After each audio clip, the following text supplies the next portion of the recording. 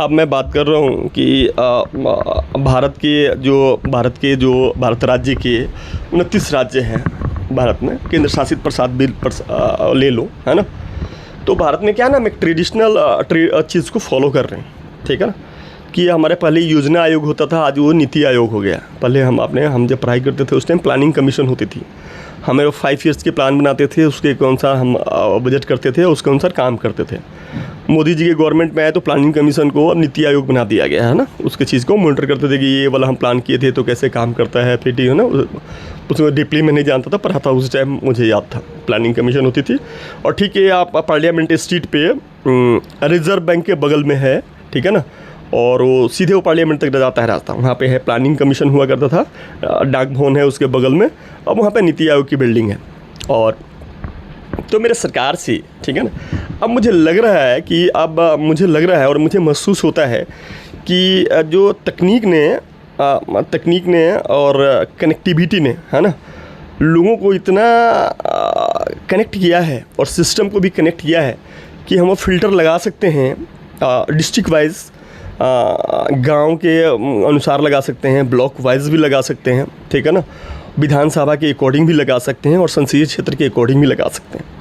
मैं मानता हूं कि भारत 140 करोड़ लोगों का देश है। अभी तो जनसंख्या बढ़ भी हो गया, 5-10 करोड़ तो बढ़ ही गए होंगे, हम 150-55 करोड़ हो गया होगा। अभी जो सेंसस हो रही है उसमें आएगा रियल डाटा। तो इतने लोग हैं, ठीक है ना, हमारे देश में। तो अब क्या है कि हर स्टेट की अलग अलग चैलेंजेज हैं, ठीक है ना। हर स्टेट के कहीं मेडिकल इंफ्रास्ट्रक्चर ठीक है, कहीं एजुकेशन सिस्टम बहुत ही अच्छा है, कहीं एजुकेशन सिस्टम किसी राज्य की बहुत ही पुअर है, कहीं के मेडिकल इंफ्रास्ट्रक्चर बहुत ही ख़राब है, ठीक है ना। कहीं की रेल की कनेक्टिविटी बहुत ही किसी राज्य में अच्छी है, किसी राज्य में कहीं रेल की कनेक्टिविटी है ही नहीं अप टू द लेवल, ठीक है ना। किसी के अंदर जियोग्राफिकल चैलेंजेज हैं, ठीक है ना। कहीं पे पहाड़ी है, प्रदेश है, तो वहाँ पे टूरिस्ट आते हैं तो उनकी टूरिस्ट इनकम बहुत ही अच्छा है। किसी स्टेट की आप चले जाओ तो टूरिस्ट इनकम है ही नहीं, क्योंकि वहाँ कुछ है ही नहीं, तो आते ही नहीं है लोग कुछ, ठीक है ना, सीजन करने के लिए सरकार की। तो ये जो आप देख रहे हो, सेम कंडीशन में अलग अलग राज्यों के अलग अलग चैलेंजेज हैं। लेकिन हमारी सरकार जो अपनी केंद्र सरकार होती है, राज्य सरकार होती है ना, बजट का मुझे जहाँ तक मुझे नॉलेज है, मैं सिस्टम में उतना इनक्लूड नहीं है। मुझे जो पढ़ाई लिखाई और बाहर से जो पता लगता है वो मैं ऑब्जर्व करूँ। हो सकता है मैं सही नहीं हूँ, मेरा आलोचना भी आप लोग कीजिएगा और मैं उसको समझूंगा। हो सकता है मेरी गलती हो किसी चीज़ बंद। तो अब क्या मैं आपको पॉइंट आउट कर रहा हूँ कि हर स्टेट के अलग अलग चैलेंजेज हैं। जियोग्राफिकल चैलेंजेज अलग हैं, इकोनॉमिक चैलेंजेज अलग हैं, हेल्थ के चैलेंजेज अलग हैं, एजुकेशन के चैलेंजेज अलग हैं, ठीक है ना। तो उसके अलग अलग हिसाबों से ना अब हम कर सकते हैं उसको फिल्टर। हम जो है ना कि अब हम देश में जैसे अब सरकारें जिला वाइज भी करती है, ठीक है ना, इस ज़िला में हम ये प्रोजेक्ट लगाते हैं, ठीक है ना। तो अब हमारा ये है, कहने का तात्पर्य ये है कि कंबाइंड हम, ठीक है ना, कंबाइंड करके और कस्टमाइज डिस्ट्रिक्ट का, है ना, ग्रोथ का प्लान बनाए, कस्टमाइज डिस्ट्रिक्ट ग्रोथ प्लान, ठीक है ना। 541 है समथिंग, पता नहीं, मुझे ध्यान नहीं है कितने ज़िले हैं भारत में, है ना। हर अपने से बिहार में मान लो कि 38-39 हैं, ऐसे करके। दिल्ली में 13 शायद हो गया, पंजाब में भी 12-13 है ना, ऐसे करके हैं। तो सारे ज़िलों का हमने customise development plan district wise, ठीक है ना, कस्टमाइज डिस्ट्रिक्ट के। आप देखोगे कुछ दिनों के बाद अगर इसे अब ये हम बताएंगे नहीं अभी यहाँ पे सारा चीज़, जब आप कुछ दिनों तक अगर आप इसको करोगे, है ना, आप प्रैक्टिकल करोगे, तो देखोगे आपकी एक रूपता आ रही है धीरे धीरे ना। पूरा पश्चिम उत्तर दक्षिण जो भारत के राज्य हैं, north east India, south east India, west India, east India, हर जोन के अलग अलग चैलेंजेस हैं, ठीक है ना। वैसे ही हर डिस्ट्रिक्ट के अलग अलग चैलेंजेस हैं, ठीक है ना।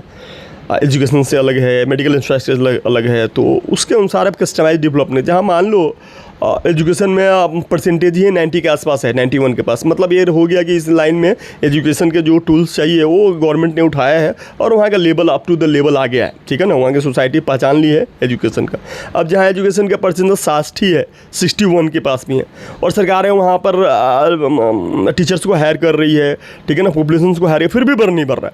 20 साल हो गया उसका, वहीं पर जुड़ रहा है, 60% पर जुड़ रहा है, ठीक है ना। और इन्वेस्टमेंट बढ़ते जा रहा है, खर्च भी ऐसा नहीं, खर्च बहुत कर रही है सरकार, लेकिन फिर भी नहीं डेवलप हो रहा है। तो लूप होल है, ठीक है ना।